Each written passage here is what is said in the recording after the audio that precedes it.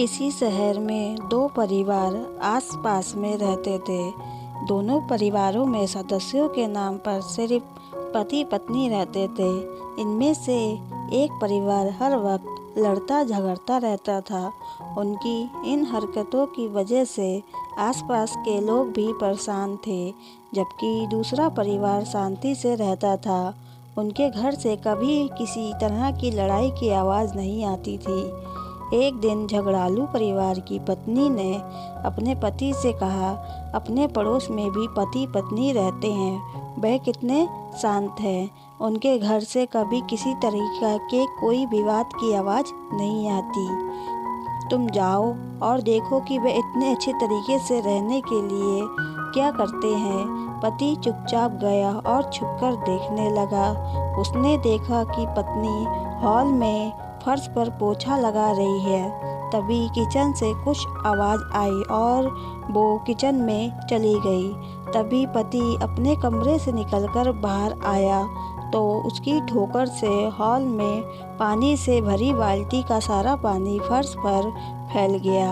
आवाज़ सुनकर पत्नी किचन से आई तो देखा कि पूरे फर्श पर पानी ही पानी है। वो अपने पति से बोली, ये मेरी गलती है कि मैंने रास्ते से बाल्टी को नहीं हटाया।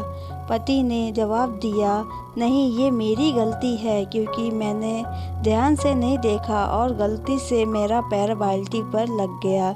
दोनों पति पत्नी ने अपनी अपनी गलती मान ली और आपस में काम पर लग गए। झगड़ालू परिवार का पति, जिसने ये सब देखा और जाकर अपनी पत्नी को पूरी बात बताई।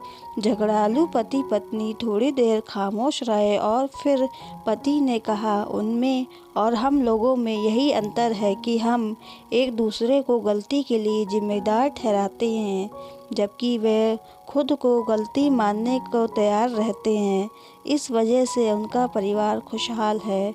झगड़ालू पति पत्नी को अपनी गलती का एहसास हो चुका था और उन्होंने इस घटना से भविष्य के लिए सबक भी ले लिया था।